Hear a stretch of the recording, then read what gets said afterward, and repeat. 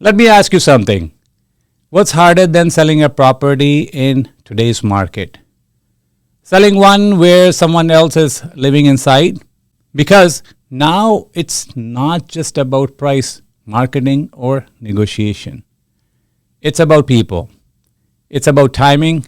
It's about legal boundaries. And most importantly, it's about how well you can align everyone involved. The landlords want to sell, the tenant wants stability, the buyers wants certainty. And if even one of those pieces is off, the whole deal starts to fall apart. Today, I'm going to walk you through how to actually handle this situation the right way. Not theory. Real situations, real conversations, real outcomes. Including one deal where everything changed after a single conversation.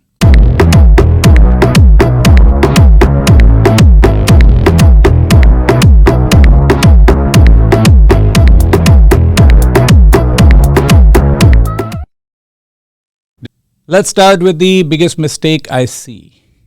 Most property owners think it's my property, I can sell it whenever I want. And legally, yes, that's true. But here's the reality nobody explains properly. You own the property, but the tenant controls the experience. They control how the home shows, how buyers feel walking in, how easy or difficult access becomes. And that experience, that directly impacts your sale price. I have seen two identical properties, same layout, same building, same condition on paper, sell for completely different prices. Why? Because one had a cooperative tenant and the other didn't. I remember a situation where everything looked perfect. Great property, great location, market demand was there, but the tenant didn't care about the sale. Every showing felt off. Lights were off, place wasn't presented well, energy was uncomfortable. Buyers walked in, and within seconds, you could feel hesitation. No one said, it's the tenant, but you could see it in their faces. And guess what happened? Offers came in lower or not at all. Same property, different experience. That's when you realize this isn't just real estate anymore. It's human behavior. Now let's talk about the legal side, but keep it real. In Ontario, tenants have strong rights, and you need to respect that. They don't have to leave just because you're selling. You need to give proper notice for showings, and you cannot pressure or force them out. A lot of landlords don't realize this fully until they are already in trouble. I've seen people assume, I will just give them notice and sell. It doesn't work like that. If the buyer wants to move in, there's a process. There's notice, there's compensation, there's timing.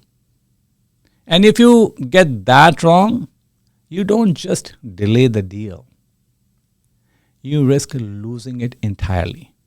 Let me walk you through a situation that really brings this all together. I had a client who wanted to sell this property, tenanted property. Good guy, straightforward situation on paper. And the tenant, actually really nice people. No issues, no conflict. But life was happening. The tenant wife was pregnant. Now think about that for a second.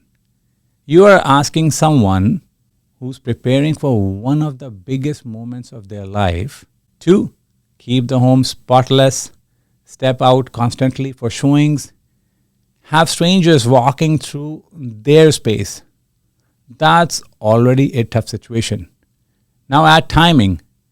We listed in December, and if you know the market, December is slower. At that time, average days on market were around 60 days. So this wasn't going to be a quick, easy sale. We knew that from the very starting. At first, things were okay because they were nice people. They were very cooperative. But naturally, there were restrictions. Limited showing times, some inconvenience, some hesitation from buyers, and slowly the property wasn't moving. Now, this is where most people make a mistake.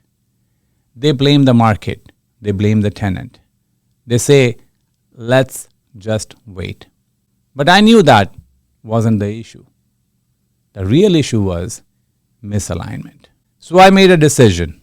Instead of pushing forward blindly, I sat down with both parties, the landlord and the tenant. And I had a real conversation, not a sales pitch, not pressure, a conversation. I told the landlord, look, I understand your situation. Carrying this mortgage isn't easy. We need to get this sold. But then I turned to the tenant, and this is where everything changed. I didn't talk about the landlord's problem. I talked about their reality, tenant's reality. I said, let's be honest. This situation is not easy for you either. You are constantly cleaning, you are adjusting your schedule, you are dealing with showings, and you are about to have a baby. This isn't the most comfortable setup for you right now. And you could see it. They felt understood. Then I shifted the conversation. What if we can make this easier for you? Not you need to leave, but how do we improve your situation? We discussed options, compensation support with moving, even helping cover a difference in rent if needed. Now, suddenly the conversation changed. It wasn't about forcing anything. It became a solution. And here's what is powerful. When people feel like you are helping them, they listen differently. They cooperate differently. They respond differently. They agreed. They moved. We relisted the property vacant, and within a week, it sold. Same property, same market, different outcome. So what actually happened there? It wasn't luck. It was strategy. The key shift was this. Stop treating the tenant as a barrier and start understanding them as a stakeholder. Once you understand their pressure, their inconvenience, their priorities, you can create alignment. And alignment creates speed.